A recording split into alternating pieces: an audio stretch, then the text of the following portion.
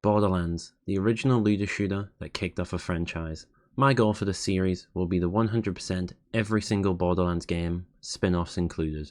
This video's mission? Earn every trophy in Borderlands base game and its respective DLCs. Now Borderlands is well known for offering a wide variety of Vault Hunters to play from. Now you may be wondering how I will pick what character I'll play as in each game, and that will be decided by a wheel that will randomly pick a character for me. Please don't be Brick, please don't be Brick, please don't be Brick, please don't be Brick, please don't be Brick, please don't be Brick, please don't be Brick, please don't be Brick. God damn it, it's Brick. Now Borderlands has 7 co-op trophies, so at numerous points through the video I'll be joined by Knoxx to help me earn these trophies. With all that being said, let's get straight into it. Speaking of Knoxx, I decided to kick off my Borderlands run by roping her into a little co-op chaos. Why? Because Borderlands has 7 co-op trophies and I figured we might as well knock some of them out early. More specifically, Duelinator, Duelilicious, Group LF Healer, and there's no I in team. So we teamed up, guns blazing, ready to earn some trophies. We're getting the first trophies. Don't shoot me. This is so bad. There we go, Duelinator. I have to sense that because it's popping up my name. Isn't this supposed to open? Claptrap, you can't. Is it because we ran too far away from him, I think. Ow! Ha, I killed him. Too bad. Don't worry, you'll get what's coming to Group him. LF Healer. Ooh. I'm jumping you. I'm Mario. My brother's an Italian plumber. Oh, well, how much money do I have? 695, and you want me to spend 400 on a shield? You know what they say. The economy's in shambles. Paid in Firestorm. What's that for? I wanted to kill it. My weapon would be more effective if I could just like lick their toes at this rate. I think that would do more damage. Slip the juice from under the nails. You mean from their workout? I'm popping these trophies so much. I look like I got a fucking e-boy cut because it's middle padded. Ew, why didn't you tell me? TikTok boy. Right, he's down, he's down. I know. Oh, there we go. It was fun while it lasted, guys. You'll see her again later on in this video. I will be there. With the initial co-op trophies out the way, I continued my Borderlands journey solo, hot on the trail of Sledge, who just so happens to be holding a vault key fragment that I need. Don't worry, Knoxx will be back later on, whether she likes it or not. On the way to finding Sledge, I made sure to clear every side quest available, not just because I'm a completionist, but because some of them would help with trophies later on. During this grind, the trophies started rolling in. Ding Novice for hitting level 10, You Call This Archaeology for applying an elemental effect, Rootinist Tootinist Shootinist for absolutely bullying 5 racks in under 10 seconds, and 1.21 gigawatts for getting 25 kills with the aforementioned artifact I picked up. Nice Back to the Future reference, by the way. Finally, I discovered Sledge's hideout, which shockingly is for discovering Sledge's hideout. Trophy naming truly is an art form, and with that I'd been able to locate where Sledge was, so it was time to call in Knoxx for her assistance yet again. She's back! Hi. This time we are getting... Oh, Knoxx has helped me get. United we stand for defeating Sledge in a co-op game. Oh, discovered Headstone Mine. I got Pyro. I've always thought that was like really pretty. When you're dying. Yeah. Really funny. Because you're so underleveled. You actually can't do anything. Right, this is the boss fight. You're gonna nail this, okay? Oh, another trophy. Oh, he's got an intro, that's how you know it's serious. Can't see him, it's just fire. Yes! Oh my god, we did it? Should have. I should see the other one pop up. United we stand. Yeah. Did the boss not drop any weapon loot for us? He didn't. What a pussy. Oh no, there's his shotgun. I was gonna say. What was fun? Say bye to Knoxx again. I'll see you later. Bye Knoxx. Bye. After saying goodbye to Knoxx again, and don't worry, she'll be back one more time, I continued the story of Borderlands, while of course scooping up every side quest Brick could get his fists on. This time our Vault Hunter's goal was to make it to New Haven. Along the way, the trophies kept stacking up. Get a little blood in the tyres for turning my vehicle into a murder machine and killing 25 enemies with it. There are some who call me Tim. There are some who call me Tim. for finally equipping class mode, Ding Expert for hitting level 20, Maiden Firestone for clearing every mission in the arid Badlands. This is why it's important to do those side quests when I come across them. Weapon Aficionado for hitting proficiency level 10 with any weapon type, Master Exploder for killing 25 enemies with explosives, and Paid in New Haven for completing 5 missions in the Rust Commons. With the streets of New Haven finally beneath Brick's boots, I was ready to push deeper into Pandora and find more Vault Key fragments, while of course continuing my ever-growing trophy list. With New Haven now acting as my main base, it was time for the next big job. Track down Crom, relieve him of a Vault Key fragment, and maybe redecorate his canyon with a few thousand bullets. Along the way I picked up a few more trophies. Face Melter for killing 25 enemies with corrosive weapons, which also wraps up the last of the elemental kill trophies. Discovered the Scrapyard for, shockingly, discovering the Scrapyard. Discovered Crom's Canyon for discovering Crom's Canyon. Someone clearly stayed up all night thinking of these trophy names. Then came 12 Days of Pandora for mastering the technology of Pandora, which is apparently a fancy way of saying it shoots stuff better. And finally, Wanted Crom for sending Crom on an extended vacation 6 feet under. With another Vault Key fragment in my hands, the path ahead was only getting more dangerous and more trophy filled. Fresh off killing Crom, I was immediately sent to, you guessed it, track down yet another Vault Key fragment. At this point, it feels my entire job description as a Vault Hunter is just collect shiny puzzle pieces while committing violence. This time, the target was the Wreck Hive, which sounds intimidating until you realise it's basically just a giant bug. On the way, I picked up a few more trophies. Ding Hardcore for hitting level 30, Pandora Dog Millionaire for earning $1 million, which I blew almost instantly on guns. Discovered Trash Coast for discovering Trash Coast. Truly the trophy naming department working overtime yet again. And finally, Destroyed the Hive for turning the Wreck Hive into bug guts and securing yet another Vault Key fragment. Surely this will be the last time I have to get a Vault Key fragment. But honestly, the repetition was really setting in here. Go to new area, kill thing, and get fragment can only be done so many times. Guess what, guys? Once again I've been sent off to grab yet another Vault Key fragment, this time from a guy named Flint. Except plot twist, Flint doesn't even have a fragment. Instead, Tanis, the woman who's been guiding me to these fragments the entire game, has decided to sell me out to Commandant Steele. And just like that, Steele now has all the Vault Key fragments and is planning to open the vault without me, which honestly is just plain rude. Like, I've done all the hard work, killed the psychos, melted the bugs, collected the shiny pieces, and she's gonna open it without me? That's not very nice. So now the vault I've been working towards the entire game is about to be cracked open without me, which means it's time to stop chasing fragments and start chasing revenge. With Steele running off to open the vault, I'm officially in revenge mode, but on the way I somehow managed to rescue enough Claptraps to unlock Fully Loaded, which gives me 42 inventory slots. Finally, enough room to carry all the guns I will never use. While chasing Steele down, I find Tanis locked up because apparently the betrayer got betrayed. Guess selling me out wasn't such a brilliant plan after all. Honestly, not sure who came out worse here, Tanis or me for wasting my time helping her. A little further in, I stumble across 2 more discovered trophies, Discovered Lance Enclave and Discovered Iridian Promontory. At this point, Gearbox really can't keep getting in the way of these names. Like, wow, you discovered a place. Called exactly what the map says it is. Riveting game design. Finally, I reach Steele, just in time to watch her get skewered by the Vault Monster, who goes by the name The Destroyer. How edgy. And now it's my turn to fight the Destroyer. And I'm not gonna lie, this is a pretty easy boss fight. I kill it pretty fast, get the Destroyer trophy. Again, another riveting trophy named Gearbox. And with that, the credits roll, the main story of Borderlands is done, but don't think I'm finished just yet, because we still have plenty of base game trophies left to mop up, and then there's all the DLC. Since I wrapped up the main story, I figured it was time to knock out a couple of the sillier trophies, because nothing screams Vault Hunter badass like wasting time on side attractions. First up was Speedy McSpeederson, racing around the ludicrous speedway in record time. And honestly, the only ludicrous thing about this is how easy it was. I've had IKEA trips that take longer than this race.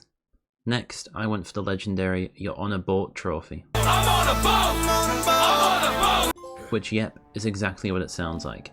You stand on the boat, and that's it. Somewhere out there, a Gearbox dev got paid to make this trophy. Borderlands has this wonderful little quirk where 4 trophies are locked behind character exclusive skills. This means you can't just stick with one Vault Hunter, you've got to dabble with everyone. The catch is you need to get each character to level 5 before their unique ability even unlocks. Now, I'd already snagged Brick's trophy way back at the start of the run, so now it's time to speed date the rest of the roster. First up was Roland, his trophy down in front, just wanted me to kill 15 enemies with his turret. which honestly was like letting an aimbot do my work for me. Then came Mordecai with Carefully He Bites, where the requirement is 15 kills using his pet bird. That's right, this guy's ultimate weapon is an attack parrot. And finally Lilith. Her trophy is called Truly Outrageous, and all you need to do is kill a single enemy with her phase walk. A single one. Should have called the trophy Blink Once. With all 4 character trophies crossed off, that wrapped up the skill-based chores. But before diving back into the last of the base game grind, it was time to take a detour into the very first DLC, the Zombie Island of Dr. Ned. Now, I don't really have any strong feelings about this DLC. I didn't love it, and I didn't hate it. So I'm just going to speed through it. 4 out of the 5 trophies are story related, which means you earn them just from completing the DLC. The odd one out is a side quest chain where you have to feed TK a whopping 250 brains because apparently someone at Gearbox thought that would be fun. While clearing this DLC, I also earned a base game trophy, Ding Sleepless, for hitting level 40.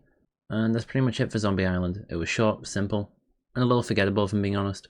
And this actually makes for a perfect time to stop and introduce the Borderlands tier list. So for this Borderlands tier list, and you'll be seeing this throughout the whole Borderlands series I make, we will be ranking every piece of content released by Gearbox and other studios relating to the Borderlands franchise. And this is an overall rating, so I'm not judging this from a trophy hunter's perspective or someone who's into the story. It's the DLC overall, and some things may subtract from the rating and some things may add to the rating. You'll get the gist of it as we go along, but just remember it's the overall experience. So for the Zombie Island of Dr. Ned, I didn't hate it or love it. It's really short, simple, and not that memorable. So for me, it's meh. I think it's a solid meh tier. Anyway, on to Mad Moxxi's Underdome Riot. So the next stop was the second DLC, Mad Moxxi's Underdome Riot. Basically, it's Borderlands' attempt at the Horde mode. You've got 3 small challenge coliseums and 3 large challenge coliseums. And the whole thing is just endless waves of enemies, with different modifiers sprinkled in to keep you on your toes. I went right into it by knocking out the smaller challenges first. Each wave is 25 waves, split evenly into 5 rounds. Now that sounds tedious, and that's because it is, but I powered through and picked up the small tournament trophy for finishing them all. And then it was time for the real grind, the large Coliseum challenges. These are where the tedium hits hard, because you're looking at 100 waves for each large challenge. And now that's hours upon hours of fighting, not to mention the small incremental boost the enemies get per round. But still, I decided to push forward until something happened. So I've just been doing the Mad Moxxi Underdome DLC, working on the large challenges. Had the game crash round 10 of 20. That was like 2 hours spent, and I just had it crash and I've lost all progress. I don't know if I'm going to get this DLC done to get past this, but that was 2 hours. It's so unfun. I'm sure if you've played Borderlands 1 on any modern console, you'll know and probably messed around with DLC. This just sucks. Yeah, my game crashed midway through the first challenge, and honestly, that was my breaking point. Instead of jumping right back into another 100 wave slog, I decided to pivot. First, I started grinding towards max level, so I'd have an easier time when I come back into the Coliseums, and second, I cracked open the next DLC, the secret armory of General Knoxx, to see if I could score some better weapons to help me survive the Underdome grind. The first order of business in the secret armory of General Knoxx was running through its main story. That alone earned me a handful of quick trophies. First was making a monster for building a brand new monster car, then came Athena out for rescuing Athena from Knoxx himself. On my way to blow up the armory, I snagged speed kills, which meant destroying a lancer while driving a racer, and finally, finishing the story gave me depot demolition, for blowing up Lance Depot, a nice neat bundle of trophies just for following the plot. But then came the real work, the side missions. And let me tell you, the grind in this DLC is rough. I started with Chromax the Invincible, Borderlands' first real raid boss. This fight was brutal, and it took me a few hours of trial and error before I finally took him down and earned Invincible. Next up was Sucker Born Every Minute, which is basically paying $5 million for a tour of the world's largest bullet. So yeah, I got the trophy, but my bank account has never recovered. After that, sneaky little buggers had me hunting down all the loot midgets, which is really just opening containers until one jumps out at you. And finally, the grind wrapped up with Completionist for finishing all the side missions in the DLC. With that done, General Knoxx was in the bag, which means onto the tier list. Now, this is going to be a controversial opinion, probably, most likely, but for me, General Knoxx is meh. Now before you freak out, you need to hear me out. I respect what this did for the greater Borderlands franchise with raid bosses, the repeating loot areas that I'm figuring the name of right now. All that stuff that would then go on to appear in future Borderlands games is amazing and has started in General Knoxx, and I respect that. But for me, I don't find the plot fun. The side mission grind for completing them all is awful. And overall, other than Athena, I really don't like the characters it introduces. Next up is Claptrap's New Robot Revolution. Claptrap's New Robot Revolution is my favourite Borderlands DLC. After Knoxx's endless grind and Moxxi's psychological warfare, this DLC felt like a much needed shot of pure fun, colourful, chaotic and overflowing with personality. It's exactly the kind of Borderlands nonsense I love. Right out of the gate, the story had me hunting down some familiar faces. Or well, familiar faces turned into homicidal toaster versions of themselves. First up was Knoxtrap, which I earned for taking down General Knoxx, again, except this time he's Claptrap with even more emotional issues. A couple minutes later, I picked up Nedtrap for dealing with Dr. Ned, who has somehow died, returned, died again, and then returned again, but this time as a Claptrap. At this point I'm convinced Gearbox just enjoys bullying this man. Next was Steel Trap, because of course Commandant Steel couldn't just stay dead either. No, she had to come back as a robot too. And finally, the big one, Mwete le Robo Lucian, sorry for my pronunciation, for defeating the interplanetary ninja assassin Claptrap. This boss fight is dramatic, it's over the top, it's ridiculous, and I love it. With these story trophies wrapped up and the Claptrap uprising temporarily under control, it was time to tackle the second half of the DLC. The part that turns this cheerful robot rebellion into a full-blown scavenger hunt, because now, it's collectible time. Now, as much as I adore this DLC, it does have one fatal flaw, the collectibles. Almost all of them are tied to RNG drops from enemies, which means the second half of this DLC basically had me farming the Claptrap boss fight on repeat, like some kind of deranged loot goblin. First up was It's So Realistic, earned for collecting 5 pairs of 3D glasses, then Tourist for finding all 6 Claptrap statues scattered across the DLC, easily the least painful collectible, as these have set spawns. Then came the Collector, which is a quest Tannis gives you to go around collecting Claptrap parts so she can make her own Claptrap, perhaps even a girlfriend, for the big man himself. Again, another easy-ish trophy because Claptrap enemies drop parts very often. Next was Bubble Trap for collecting 15 Claptrap bobbleheads, which sounds adorable until you realise the drop rate is about the same chance of you winning the lottery. And it didn't stop there. We've got What a Party, requiring 3 panties. What are you doing with those, Claptrap? 5 fish in a bag and 15 pizzas. Truly the holy trinity of essential loot.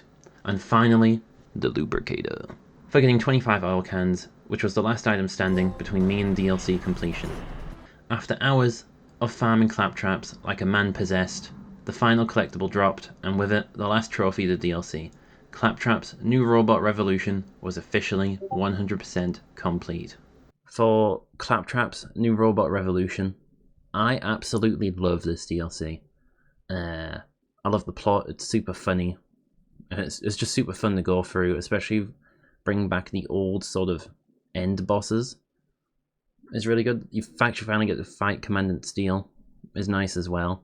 So for me, this is good. It would be superb if the trophies for grinding all the items you have to get from Claptrap wasn't such a pain in the ass. This would be an easy superb tier for me. But because of those trophies, that holds it back and it's good. It's just good for me. And in my opinion, this is the best DLC in Borderlands 1.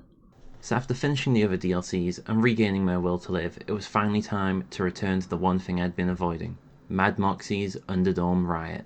First up was the Gully, the large challenge arena, 20 rounds, 5 waves each, modifiers that feel like they were designed by a sadist and absolutely 0 XP for your trouble. It's like Gearbox looked at everything players enjoy and said, let's do none of that. By the time I reached round 20, I was seriously questioning every life decision that led me here, but eventually the trophy popped, and my sanity was restored. 1 down, 2 to go. Next was Hellburbia, the arena where the enemies hit harder and the waves feel longer, and the crashes feel even more imminent. This turned Borderlands into a true psychological horror. But somehow, somewhere, Hellburbia fell, and the trophy popped at a glorious 1.4% rarity. Turns out not many people are willingly torturing themselves. Then came the Angelic Ruins, the final arena. At this point, I wasn't even playing for fun, I was playing out of spite.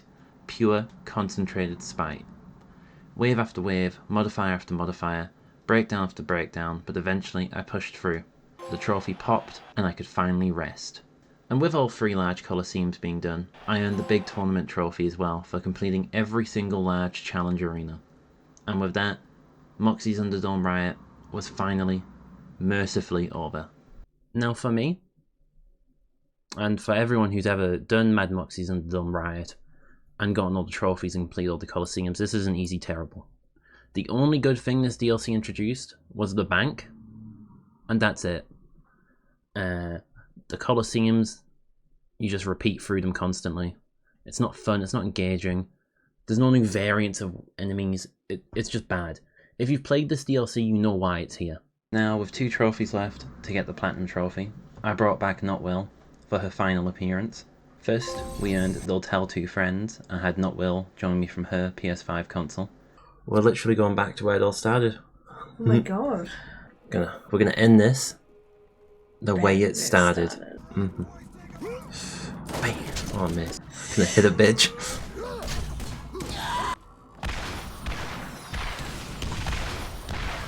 How's this? That's shoot. Believe it or not. Can't we get beyond Thunderdome? And then that should be it. We're ready? Yeah. Oh my god, that was so dumb. Now, for Borderlands, the main game, for me, while Borderlands has a slow start, and the differences between Vault Hunters really isn't that great compared to future games, considering this is where the franchise started, and it is still really fun to go through, this is going to be a bit controversial, but I think this is superb. The trophies are really easy and fun. Sure, there's some co-op ones which kind of suck if you play solo, but Borderlands kind of is about that co-opness and playing with friends. The plot, while basic, is short and sweet. It doesn't overstay its welcome, especially if you're just speedrunning it. Yeah, I don't have much to say. I actually really enjoy Borderlands as a main game just by itself. What else can I say? Plot. The gameplay for the start of a franchise isn't that bad. It's not great, it's not amazing, but it's pretty solid and still doesn't feel too clunky once you get used to it. But this is the final tier list for Borderlands, guys.